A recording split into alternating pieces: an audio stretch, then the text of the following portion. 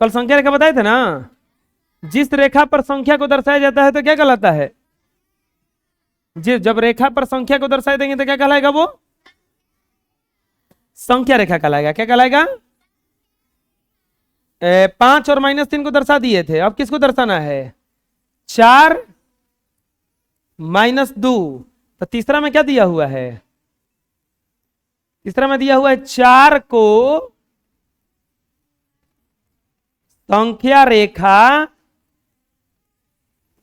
रेखा पर दर्शाना है। 4 को संख्या रेखा पर दर्शाना है ना। क्या बनाएंगे? रेखा बनाएंगे? अरे बनाएंगे ना। अब क्या करेंगे? ये क्या टेढ़ा हो गया? हाँ, रेखा बनाएंगे ना। अब बताओ एक पर कितना, बीच में क्या लिख देंगे? 0। और कितना कितना पारेंगे ग्राफ? 1 2 3 4 5। 1 2 3 4 5। 1 2 3 4 5। 1 2 3 4 5 पारेंगे। और इस तरफ क्या होता है? माइनस होता है। क्या होता है? होता है ना। अब बोलो कितना को दर्शाना है? हो तो गया। कल बनाए थे ना आप लोग हैं? चौथा में क्या दर्शाना है? -2 को तो लिखेंगे -2 को संख्या रेखा पर दर्शाना है। क्या करेंगे बच्चों बताओ? सबसे पहले एक रेखा खींचेंगे। सबसे पहले एक रेखा खींचेंगे, बीच में 0 -2 है तो 3 3 को ना। 1 2 3।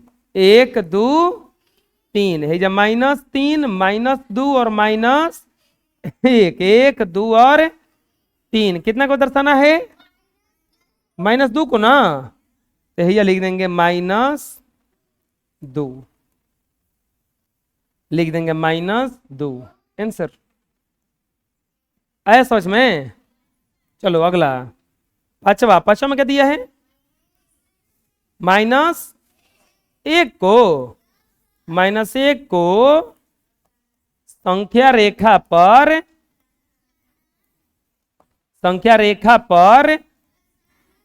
दर्शाना है। कितना को दर्शाना है? -1 को ना। कितना को?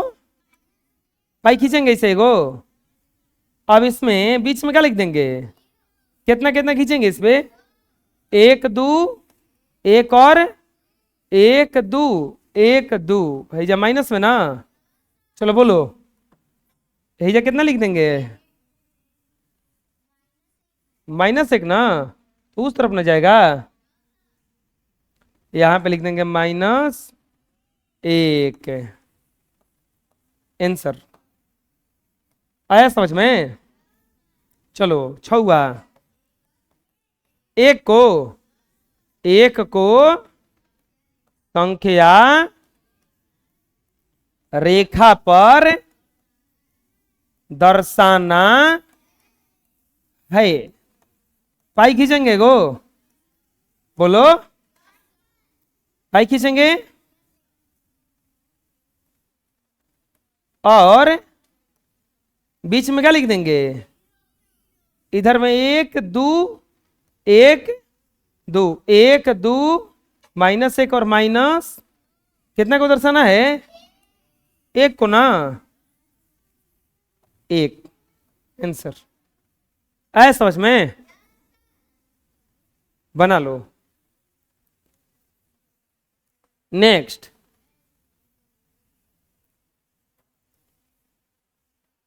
पूर्णांक या तो धनात्मक होता है या ऋणात्मक। पूर्णांक या तो धनात्मक होता है या ऋणात्मक।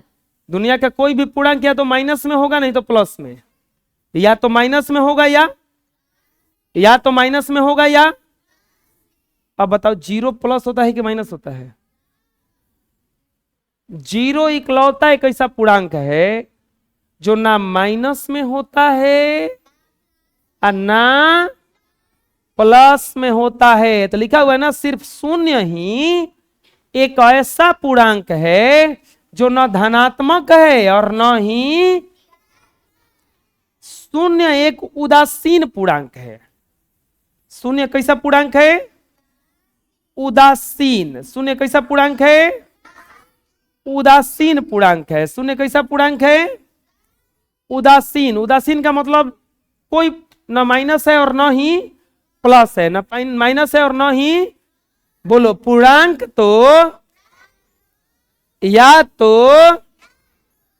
धनात्मक होता है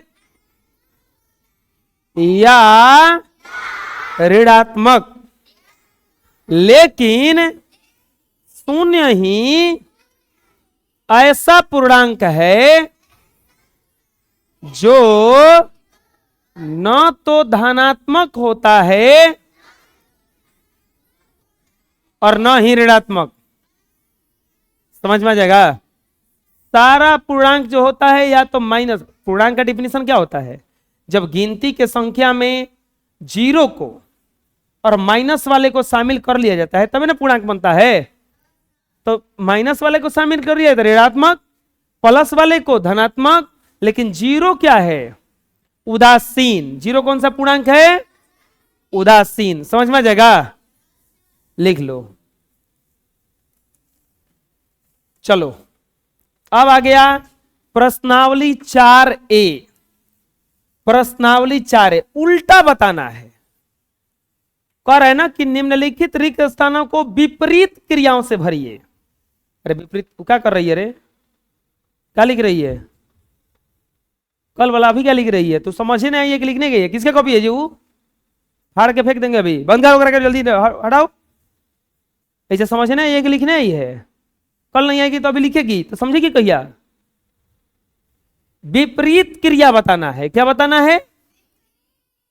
विपरीत का मतलब बताओ। रात के उल्टा क्या होता है? दिन के उल्टा? खाना के उल्टा, जाना के उल्टा आना, रोना के उल्टा। विपरीत क्रिया है ना। आपके पास पैसा बढ़ रहा है, इसका विपरीत क्या होगा? हाँ, हमें बहुत ठंडा लग रहा है, इसका विपरीत क्रिया क्या होगा? मुझे आम अच्छा लगता है, इसका विपरीत क्रिया क्या होगा? समझ में आ गया क्या हुआ है? विपरीत क्या है? विपरीत क्रिया किसको कहा जाता है? ठीक उल्टा बताना है। अब देखो, जनसंख्या में ह्रास का विपरीत क्रिया, ह्रास माने होता है जनसंख्या में कमी। तो जनसंख्या में कमी का विपरीत क्रिया क्या हो जाएगा? जनसंख्या में वृद्धि। जनसंख्या में कमी का विपरीत क्रिया क्या हो जाएगा? जनसंख्या में वृद्धि। देश में शांति का विपरीत क्रिया क्या होगा? देश में अशांति। देश में शांति का विपरीत क्रिया होगा देश में अशांति। पश्चिम की ओर यात्रा करना, इसका विपरीत क्रिया क्या होगा? अरे मूर्ख, पश्चिम की ओर यात्रा करने का विपरीत क्या पश्चिम की ओर होगा? पश्चिम की ओर यात्रा करने का विपरीत क्रिया क्या होगा? पूरब की ओर ना।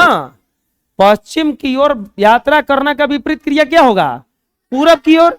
तो पश्चिम की ओर यात्रा करने का विपरीत क्रिया क्या होगा? पूरब की ओर यात्रा। समझ में आ रहा क्या बता रहे हम? ये जो दिया हुआ था उसका विपरीत क्रिया लिखना था। तो जनसंख्या में कमी तो जनसंख्या में वृद्धि, जनसंख्या में कमी तो जनसंख्या में वृद्धि। देश में शांति तो उसका उल्टा क्या हो जाएगा? देश में अशांति। पश्चिम की ओर यात्रा करना, इसका विपरीत क्रिया क्या होगा? पूरब की ओर यात्रा। समझ में आ रहा है? बोलो, लिख लो। आगे बढ़ते हैं। अपने बैंक के पासबुक से रुपया निकालने का विपरीत क्रिया क्या होगा? अपने बैंक के पासबुक से रुपया निकाल रहे हैं, इसका उल्टा बताना है। रुपया डाल रहे हैं, जमा कर रहे हैं, होगा ना। अपने बैंक के पासबुक से रुपया निकालने का विपरीत क्रिया, अपने पासबुक में रुपया जमा करना। बंद करो पंखा सब। अपने पासबुक में रुपया जमा करना। अब बताओ, किसी बहुमंजिले भवन है, बहुत बड़ा घर है, लिफ्ट से ऊपर जाने की विपरीत क्रिया क्या होगा? नीचे आना, उल्टा बताना है ना। किसी बहुमंजिले भवन में लगे लिफ्ट से ऊपर जाने की विपरीत क्रिया क्या होगा? लिफ्ट से नीचे आना। अब समझ में आ रहा है? अब बताओ, आप कोनो काम किए, उसमें आपको घाटा लग गया, तो इसका विपरीत क्रिया क्या होगा? हम क्या बोले हैं कि आप कोई काम किए, उसमें आपको घाटा लग गया, तो इसका उल्टा क्रिया क्या होगा? लाभ होना, फायदा होना। तो वही तो कह रहा है, किसी व्यापार में हानि की विपरीत क्रिया क्या होगा? तो उस व्यापार में लाभ होना। किसी व्यापार में हानि की विपरीत क्रिया क्या होगा? उस व्यापार में लाभ होना। समझ में आ गया? बोलो, लिख लो इसको भी। कहां?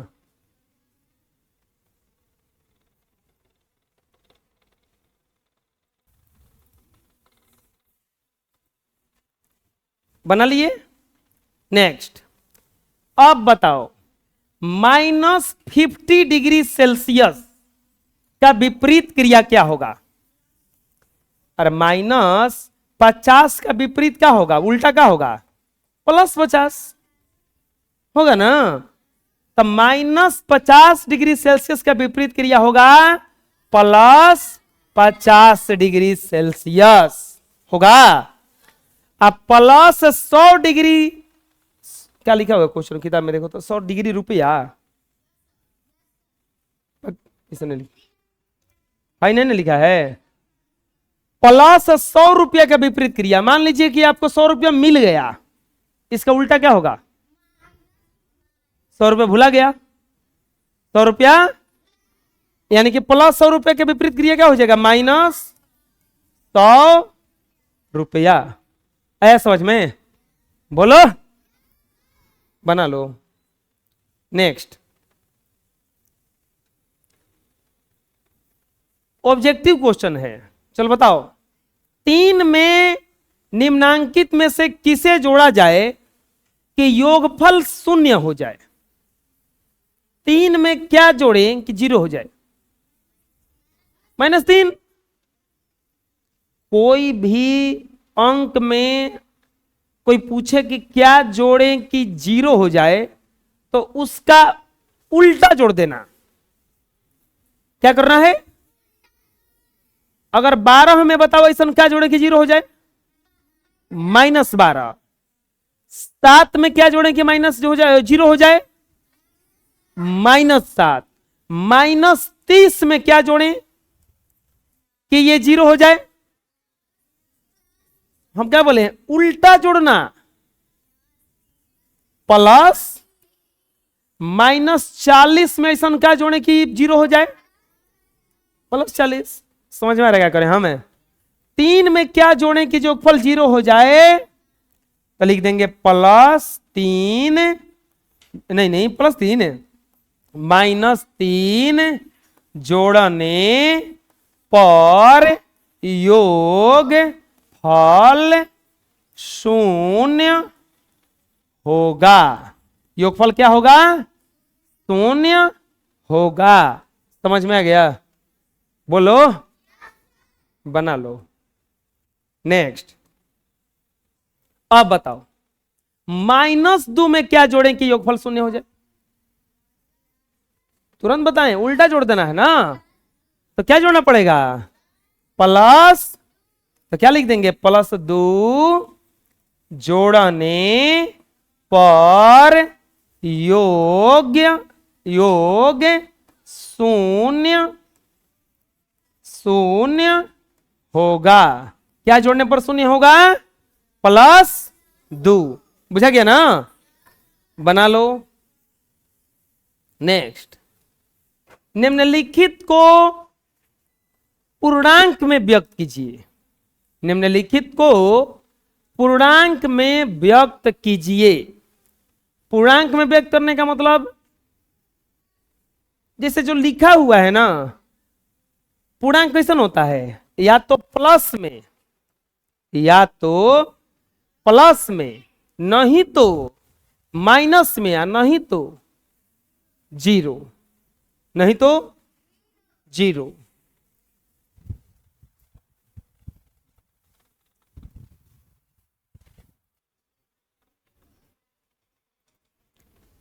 हम बोले हैं जीरो से अगर अधिक कहेगा तो समझ लेना प्लस, और जीरो से अगर कम कहेगा तो बैंक में पैसा जमा करेंगे तो प्लस हो जाएगा, और निकालेंगे तो कम हो जाएगा, यानी कि माइनस हो जाएगा।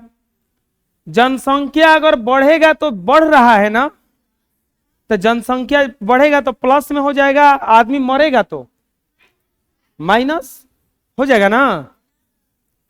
अब इसका पूर्णांक में लिखना है तो क्या लिखा जाएगा, शून्य से अधिक है ना, +7 डिग्री। आंसर समझ में आया। 11 शून्य से कम घट रहा है ना, तो क्या हो जाएगा, -11 डिग्री। आंसर। बैंक से पैसा निकाल रहा है ना, तो हो जाएगा -100 रुपया। 1000 रुपया जमा कर रहा है ना, +1000 ना। बुझा गया कैसे बना है, बना लो। नेक्स्ट, क्या जीरो धनात्मक संख्या है। हम तुरंत बताए हैं कि जीरो न धनात्मक है न ऋणात्मक है। जीरो एक उदासीन संख्या है। जीरो एक न तो पॉजिटिव नंबर है न नेगेटिव नंबर है, यह एक न्यूट्रलाइज नंबर है। तो यहां पर जीरो धनात्मक संख्या है तो बोलना है नहीं। क्या जीरो ऋणात्मक संख्या है तो बोलना है नहीं। क्या जीरो एक पूर्णांक है, पूर्णांक तो है, क्योंकि जो पूर्णांक बनता है जीरो से और ऋणात्मक संख्या धनात्मक संख्या से बनता है, तो पूर्णांक है, बोलना है हां। समझ में आ रहा है, बोलो, बना लो। नेक्स्ट, अब आप लोग को कुछ करना नहीं है, बताना है कि कौन धनात्मक है कौन ऋणात्मक है। कौन धनात्मक, हम बताए हैं, इसमें ढेर क्वेश्चन बनवाए थे उस समय।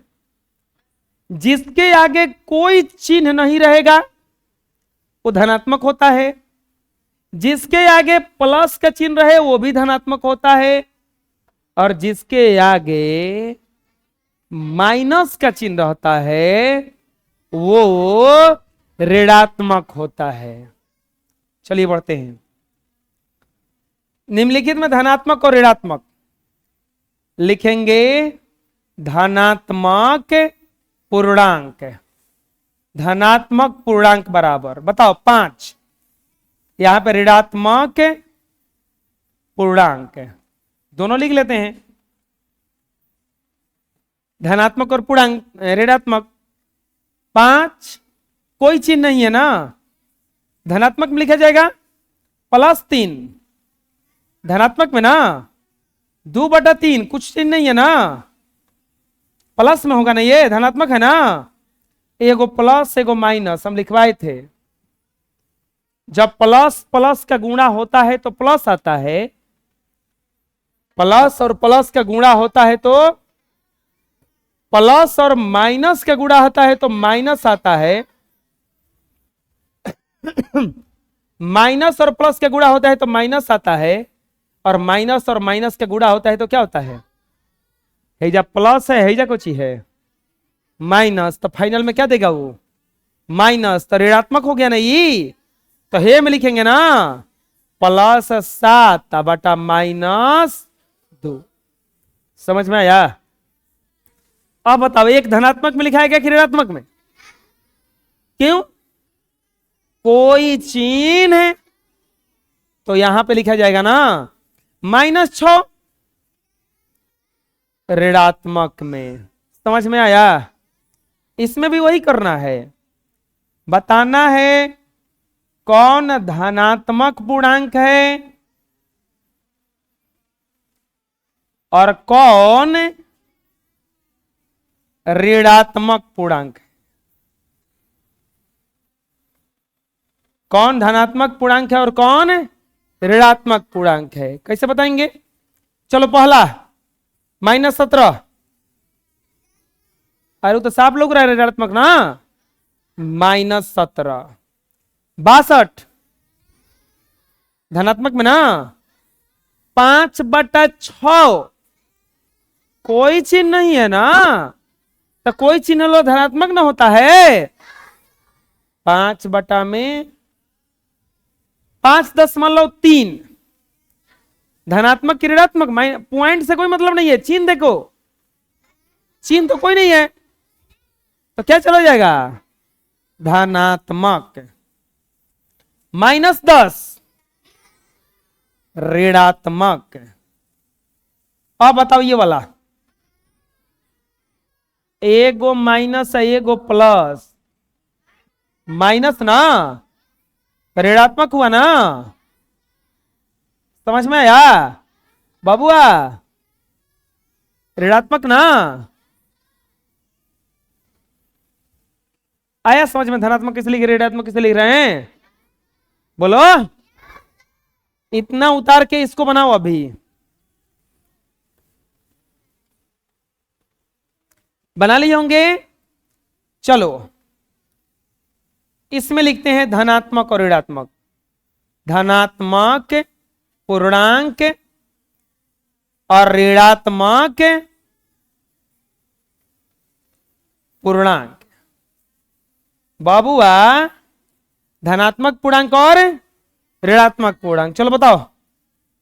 11 धनात्मक, -22 +6 -15। सही से लिखे हो ना? 6/13 हैजा माइनस हैजा प्लस, -13 बटा +2 ना होगा। आइए -9 बटा, आया समझ में? कोई दिक्कत है? बोलो, बना लो। नेक्स्ट, प्रतीप अवयव लिखना है। प्रतीप अवयव बताए थे कैसे? चिन्हवा बदल के,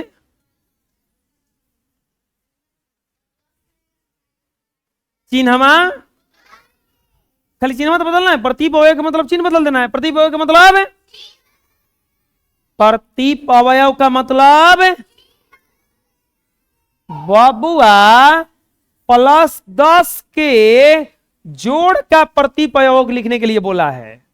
लिखेंगे प्रतीप अवयव बराबर, बाबुआ +10 है ना हो, तो कौची हो जाएगा आंसर। ना बुझाया अभी? 7 का लिखेंगे प्रतीप अवयव बराबर, एकदम आसान है कि नहीं है? बोलो, बनाने आ जाएगा? अरे आ जाएगा बनाने, हैं? ये दोनों बना लो और बाकी बनाओ।